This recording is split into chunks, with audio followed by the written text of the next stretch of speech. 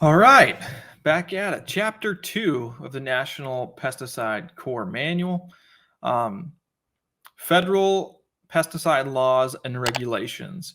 This is going to be a chapter where a lot of information will be on the exam. Obviously, if you're going to become a licensed pesticide applicator, they want to know that you understand the laws and regulations.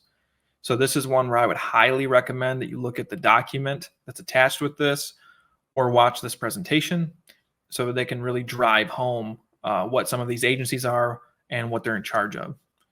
So without further ado, let's dive into chapter 2. Okay, so basically we need regulation, and we need regulation on how and why pesticides are regulated, knowing federal laws related, or the need for regulation, how and why pesticides are regulated, knowing federal laws related to pesticide usage, restricted use and general use pesticides, maintaining accurate record keeping. That is the gist of this entire chapter. I will tell you from experience that regulation, even though sometimes I'm not a big fan of it, I do understand it and I do appreciate it. I travel to Mexico pretty frequently, and I actually went to go purchase some pesticides down there to make a mosquito application at my in-laws, and it was pretty wild west down there. It was funny. It's not funny, but it was kind of funny, but it's not funny. I actually saw some salesmen selling some products to some people. It looked like an older lady and her son, and they were buying a product, and the guy's like, yeah, this will work for it. And it had a skull and crossbones on it and a giant danger label on it. And I said, please let me look at this, and this guy sold them something where they needed like full on respirators and suits and never told them. He just said, yeah, this will work. So over here, we're a little bit more regulated, but it's for good reason. Okay. As much as, whatever your opinion is on the government, sometimes it is needed. Sometimes we need more of it. Sometimes we need less of it. So, okay. So FIFRA, this is definitely 100% going to be on the exam. It's the Federal Insecticide, Fungicide, and Rodenticide Act, also known as FIFRA. And it regulates the production, transportation, sale, use, and disposal of pesticides. It was amended considerably in 1972, 1975, 1978, and 1988. It provides the framework for the Federal Pesticide Regulatory Program. And then we also have the EPA, which is responsible for registering or authorizing pesticides production or products for sale, distribution, and use in the United States. They're also responsible for pesticide registration, which involves a detailed assessment of potential effects on human and the environment as far as health and effects. FIFRA 2EE. What it allows pesticides to be applied to control a target pest not specified by the label if the site is listed. You can use any method of application. Pesticide applied at a dosage, concentration, or frequency less than the specified on the label rate, except termiticides, pesticide fertilizer mixture, and you are responsible for the applications. So this is basically like an emergency use of a product, FIFRA 2EE. So that's what it regulates. And then the EPA authority, civil and criminal penalties for misuse of pesticides. They can stop sale or use of a pesticide at any time. So you should always be aware of that they could potentially strip a product from the market. You might be using it, and you might be doing something illegal. They can issue removal orders. So all of a sudden, all the stores have to remove a product. Some products that are on the chopping block are a lot of neonicotinoids. So your imidacloprids, your dinotefron. There's a lot of products out there that, the EPA is really watching to see if they're going to take them off the market, which is used in a lot of plant healthcare applications. The EPA also has the authority, and they do this pretty regularly. They reevaluate older pesticides to make sure that they're still fitting within the restrictions and still the safety aspect of them. And they also implement certification programs for restricted use pesticides. So basically what you're studying this for, you're studying this to get a license to give you the ability to use restricted use pesticides. You're also studying this to have the ability to go out there and apply pesticides for money, which is why they have this license. And they also protect agricultural workers and pesticide handlers from exposure. Pesticide classifications. There's two classifications. There's restricted use and general use, which I believe can also be considered unclassified use. But for the most part, you'll hear restricted or general use pesticides. That's pretty common terminology out there. Restricted use pesticides exceeds one or more human health toxic criteria. So it might be damaging to eyes. It might be damaging or deadly to inhale. It might be toxic if you get it on your skin. It exceeds one or more of these. And that's why it's considered restricted use and you have to have a license. It can also be considered restricted use because of hazards to non-target organisms or the environment. So how much of a hazard is it to the environment? That could be a reason why it's considered restricted. It could have unreasonable harm to human health or environment without such a restriction. So if this was made as a general use pesticide to the public to go out there, it could potentially, cause some severe things out there in the world. Restricted use is placed on the top front panel of a pesticide label. It's always going to be there. It'll be bright, bold, say restricted use pesticide. And restricted use pesticides can only be sold to certified applicators. So if you have any intention to use restricted products, you definitely need this license. General use products, very few pesticides are actually labeled as general use. They have a lower toxicity than restricted use pesticides. A common, abbreviation for restricted use pesticides are RUPs. And the general public can purchase general use pesticides because they've deemed it to where it doesn't fit the mold of restricted use pesticides. It's not harmful, extremely harmful to human health. It's not super harmful to non-target organisms, et cetera, et cetera. Types of pesticide applicators. Now there's another type, and I didn't put that in the slide because every state's different, but on a national level, there's private applicators and commercial applicators. But private applicators are certified applicators who use or supervise the use of restricted use pesticides for the purpose of producing an agricultural commodity on their own property or property they rent or lease. Commercial applicators are certified applicators who use or supervise the use of any restricted use pesticide for any purpose on any property except those listed in the private applicator. So basically, if you're going out there and applying it for money at people's properties, now you have to be commercial. But if you're doing it on your own farm, that's when you have to be private. So that's the main difference. There's a third one. There's a registered applicator. But like I said, that can be different from state to state.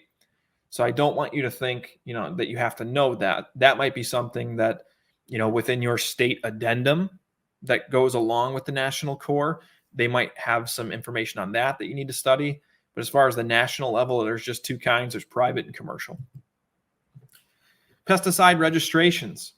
All pesticides distributed and sold in the United States must be registered by the EPA, except minimum risk pesticides.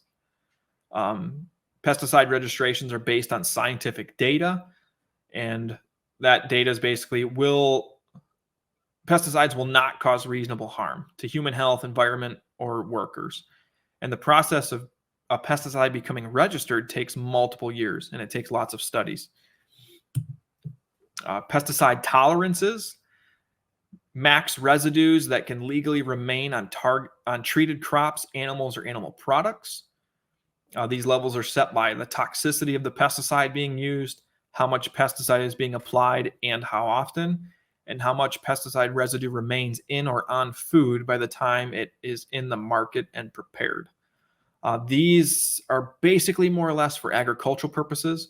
If you're in lawn care landscaping, you're not really going to have pesticide tolerances to consider because you're not really putting food out there on the market to be prepared. But you might want to understand the residues of the pesticides that you apply. Pesticide re-registration. The Food Quality Protection Act, which is the FQPA, it was founded in 1996, and it was amended to FIFRA. Federal Food, Drug, and Cosmetics Act, the FFDCA, called for reassessing existing tolerances and tolerance exemptions for pesticides on food. It ensures the legal safety standard of pesticides on food. And the EPA, they periodically reevaluate pesticides to ensure safety in the marketplace. They assess and revise. They will assess and revise labels, use sites, application rates, REI, which is restricted entry interval, and PPE, which is personal protective equipment requirements. So they assess it all. And they basically say, all right, do we need to change anything? No? Yes? Okay, then leave it as it is, or we need to adjust this. Basically, applicators must review labels pretty frequently, because if the EPA can change the labeling, the use sites, the applications, the REIs, the PPE, they might not, the manufacturers of pesticides might not, call you up and say, hey, this has been changed. They will produce bulletins, and it's your responsibility to go find those bulletins of the products that you use and, make sure that you're up to date on them. So always review your labels. That's going to be a very common thing throughout this entire book, is to review the label. That's the law. So violations and federal penalties. Unlawful acts as a pesticide applicator. Distributing, selling, or delivering unregistered pesticides. Making any advertising claim about a pesticide not included in the registration statement. So what that's telling you is basically, you're saying, oh, this stuff's super safe. Well, the registration statement didn't quite say that, so that can be illegal. Selling any registered pesticide if its content does not conform to labeling data. So if you've diluted pesticides, this is more or less for the manufacturer side of things, but if you dilute a pesticide and sell it, it's not going to be the same as what the label says, and that's illegal. Selling an adulterated or misbranded pesticide, so swapping labels, or if you alter it, say, you pour some of it out, pour water in, or pour some of it out and pour an adjuvant in, now you're affecting things, which is illegal. Detaching, altering, defacing, or destroying any part of a container or labeling. So you want to make sure that you have your labels, and you want to make sure that they don't have damage. And what I always recommend is to have extra labels printed in the truck. I actually have a binder that contains the labels of all the products that we use in all of our trucks. And it also contains the safety data sheets. So that way, if we ever need them, they're there, regardless of what might happen to the label on the container from, a lot of use or being abused. We have the labels at our disposal. Refusing to keep records or permit authorized EPA inspections. So that's an unlawful act. Advertising a restricted use pesticide without giving the product classification. So you're saying, oh, this is just a pesticide, but you don't say it's restricted use. That's illegal.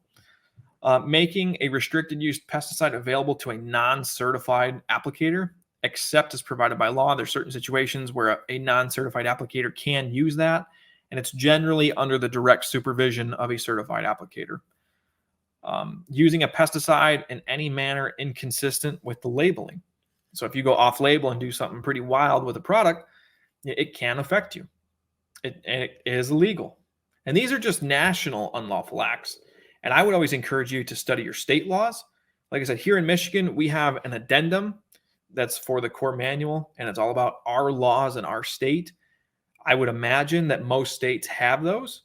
And so you really want to look at that and look at your own laws. You can generally find them at the Michigan Department of Agriculture of your state. So that's where you want to look and find them. Penalties. We have civil penalties and criminal penalties. The EPA determines the civil penalties. It's based off the size of the business, how the penalty might affect the ability for the business to continue, the gravity of the violation, and they might only issue a warning if it's a small infraction.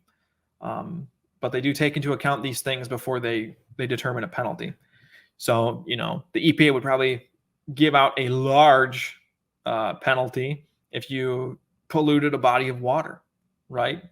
You'd not only get the EPA on you, but you'd also get probably your local state agencies to fine you. The EPA also takes into other considerations economic benefit realized by illegal profits or unfair gains. So how much were you actually making by committing this crime? That's a factor too. Criminal penalties. There's a knowing violation, which is intentional. It's generally a fine and up to 1 year in prison. For private applicators, it can be a misdemeanor, a fine, and up to 30 days in prison. Federal pesticide regulations under FIFRA, which FIFRA is the Federal Insecticide, Fungicide, Rodenticide Act. Remember that. Pesticide Container and Containment Regulation, 40 CFR Part 165. It was established in 2006. The EPA established regulations on pesticide containers, containment structures, refill and disposal of containers. They also did storage and disposal section on pesticide labels. So prior to 2006, there was not storage and disposal section on pesticide labels. State laws may be more strict than federal laws. So that's why I said always check your addendum that's local to you, because that can determine, what laws you should be following. State laws at a minimum have to match federal laws, but they can always be more strict. So you always want to look up your state laws. The Worker Protection Standard, 40 CFR Part 170. It's intended to reduce the incidence of occupational pesticide exposure, related illness, and injuries amongst agricultural workers and pesticide handlers. It also mandates pesticide safety training, personal protective equipment for workers or non-workers that are going to enter the area, decontamination supplies, and agricultural establishments and commercial businesses hired to apply pesticides must comply with worker protection standards. So if you're operating a business or you're working for a business, they have to comply with this. Same thing with farms. They have to comply with this. And that is the Worker Protection Standard Regulation 40 CFR Part 170. Certification of Pesticide Applicators Regulation 40 CFR Part 171. The EPA determines this because they classify pesticides. They also create the standards for certification of pesticide applicators. They created the base system, and then they told states, tribal areas, territorial areas, other federal agencies to establish pesticide certification programs. Within those programs, it includes the requirements to become a certified applicator, to recertify, and then also standards of competency for each category.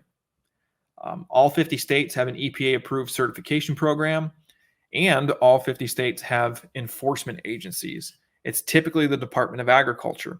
Over here in Michigan, that's what it is.